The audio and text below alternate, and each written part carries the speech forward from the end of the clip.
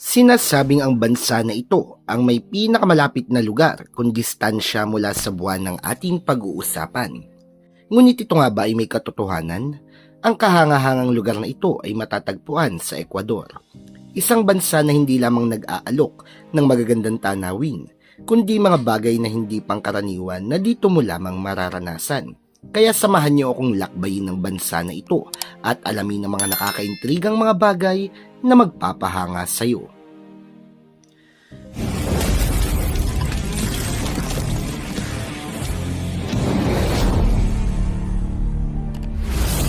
Ang bansang Ecuador ay matatagpuan sa kontinente ng Timog Amerika. Ang pangalan na Ecuador ay nagmula sa salitang Espanyol na Ecuador na nangangahulugang equator sa Ingles. Tinawag na Ecuador ang bansang ito dahil ito ay matatagpuan sa equator ng mundo o ang imaginary line na siyang pumapalibot sa mundo na mayroong 0 degree latitude. Ito ang dahilan kung bakit ang klima sa Ecuador ay mainit at tropikal sa halos buong bansa, kaya naman karamihan sa mga nagagandahang beach at lugar dito ay dinarayo ng mga turista. Dito rin matatagpuan ang Galapagos Islands, ang isa sa pinakamalinis na lugar sa mundo. Ang mga islang ito ay may higit na 9,000 natatanging species ng hayop ay isang UNESCO World Heritage Site.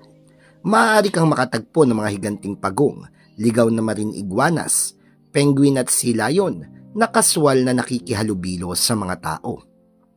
Ang Galapagos Islands ay maituturing na isang natural wonder kung saan ito ay tahanan ng ilan sa natatanging species ng hayop na matatagpuan lamang sa lugar na ito. Pero alam mo ba na maaari kang makaranas ng altitude sickness sa isang lugar sa Ecuador sapagkat ang lupa sa bansang Ecuador ay nasa mataas na altitude na umaabot sa 2,850 meters above sea level. Ang pamumuhay sa mataas na lugar kabilang ang Ecuador na pangalawang pinakamataas na kabisera sa mundo ay maaaring maging mahirap dahil ang mas manipis na hangin ay nangangahulugan ng mas kakaunting oxygen na humahantong sa mas mabagal na mga sasakyan. Mas maikli din ang buhay ng baterya sa lugar na ito at maaaring makaranas ng hirap sa paghinga. Ang sunburn ay karaniwan din sa lugar na ito dahil ang sinag ng araw ay mas direkta at mas matindi.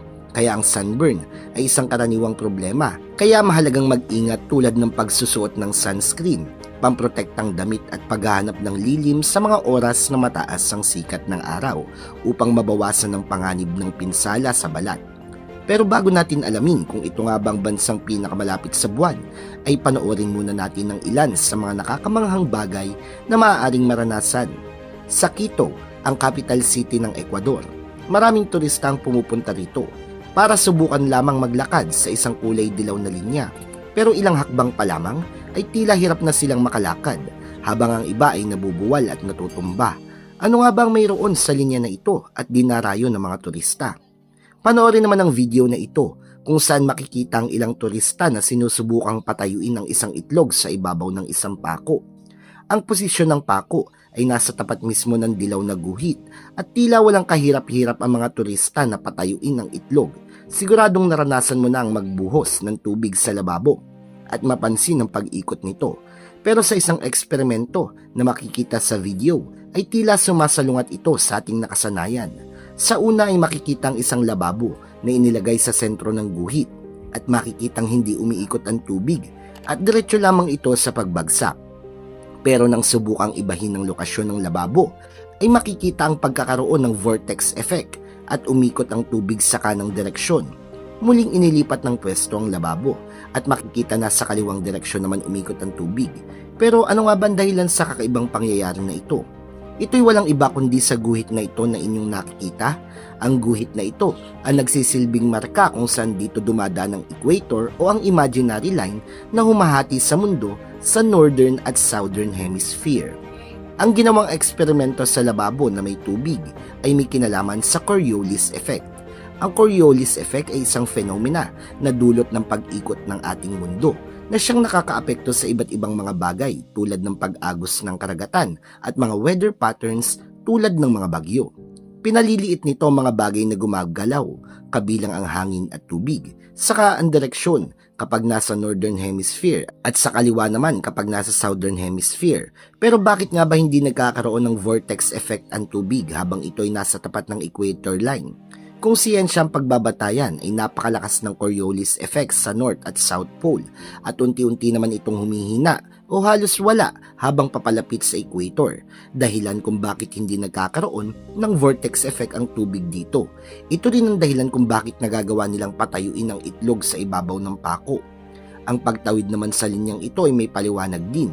Ito raw ay dahil sa gravitational pull ng North at South, kung saan hinahatak ng dalawang pwersa ang ating height o mass sa magkabilang direksyon. Pero alam mo ba na maraming kumukontra dito? Maging ang ibang turista ay nagsasabi na wala namang kakaibang pakiramdam noong sinubukan nilang maglakad sa linya na ito, at marami din ang nahirapan o halos hindi nagawang patayuin ng itlog sa ibabaw ng pako. Sa katunayan, ang linya na makikita sa Quito na sinasabing dito dumadaan ng equator line ay hindi naman talaga eksakto. Ngunit paano ito nangyari? Ang linya na ito ay unang sinukat noong 18th century ni Charles Samary de Le Condamine. Ang mga instrumento na ginamit noong panahong iyon ay ang sextant astrolabe chronometer, o di naman kaya ay bumabase lamang sa astronomical at surveying techniques. At dahil modern na ang panahon ngayon, natuklasan ng mga sayantipiko ng totoong equator line na may latitude na 0 degree ay matatagpuan at may layo na 240 meters o 800 talampakan mula sa linya na ito. Ang posisyon na ito ay natukoy gamit ang modernong GPS o Global Positioning System. Matatagpuan ito sa Inan Solar Museum at may nakasulat na Ecuador in the middle of the world, calculated by GPS. Pero mapunta naman tayo sa tanong ng lahat, kung totoo nga ba ang bansang Ecuador ang pinakamalapit sa buwan? Una, ang lahat ng bansa sa ating mundo ay pare-parehong malayong distansya mula sa buwan. Pero dahil sa umbok o earth bulge na tinatawag, kaya ang Ecuador ang pinakamalapit sa outer space. Ngunit papaano nga ba nagkaroon ng earth bulge? Ang hugis ng ating mundo ay hindi naman talaga bilog. Sa halip, ito ay isang oblate spheroid.